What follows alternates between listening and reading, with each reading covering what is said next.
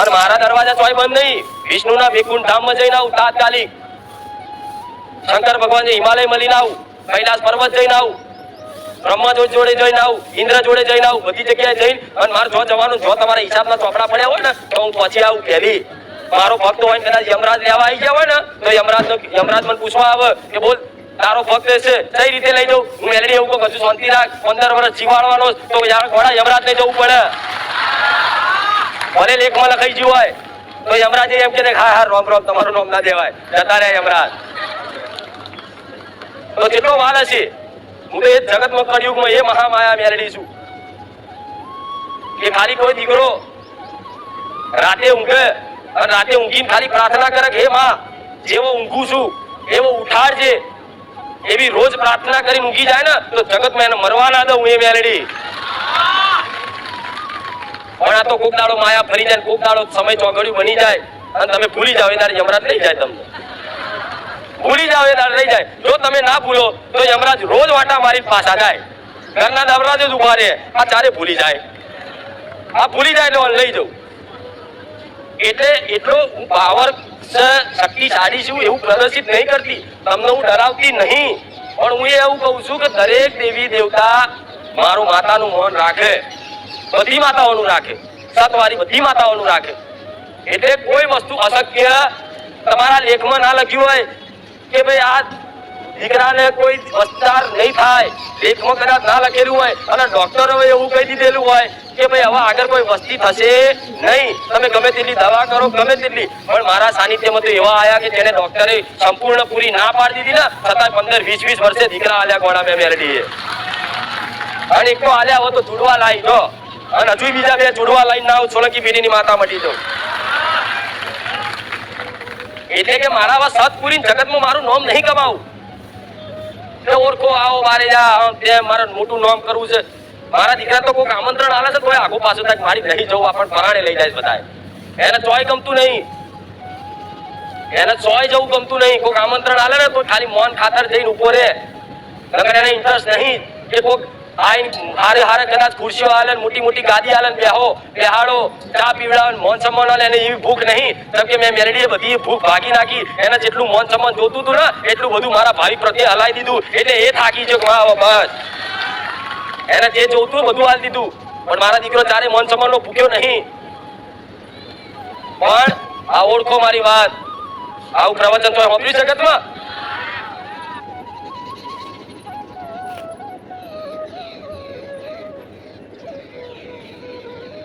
ન્યાય લાવો છે, કોઈ નાલવો નહીં, કોકને નમાવે છે, કોકને નમવું નહીં.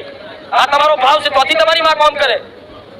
ઓકે તમને લાફો મારી દીધો હોય ને તો પોતાની માં એમ કે માં ધોળાઈ અડધી રાતે ધોળાઈ લાવજે એને નમાવજે મારા પગમ તો હું તને માનું. તો તારી ભેરડી બેઠી હોય કે સતી બેઠી હોય, ચામુંડા બેઠી હોય ને કેવું હોય કે દીકરા તારા બાપે કોકને લાફો માર્યો, જા તું પેલા એની માફી માંગ્યા ત્યાર પછી એને લઈને આવું.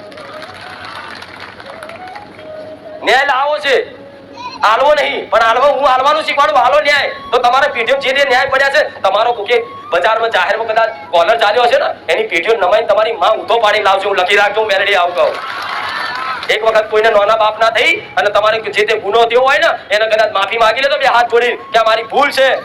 ખાલી એક વખત ચોક જઈને નમ્યા ને 1000 ડોકા તમારી માં નમાવશે તમારા શરણોમાં. તમારે બધાને કહો પેલો મને નમતું મોન એ થઈ જવું, માતા ઓને નમાવજે.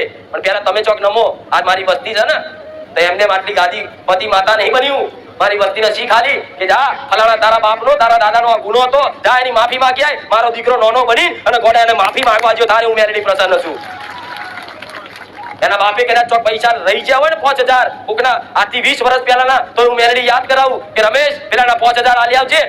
વિકટ ખરાબ સમય હતો ને તારે એને 5000 આલ્યા હતા. આજ કદાચ મારા આશીર્વાદથી થોડું ઘણું ધન વસ્તુ હોય ને તો જેને ખરાબ સમયમાં તમને મદદ કરી છે ને એના પહેલા આલજો, પછી દુનિયાનું જગતનું કરજો.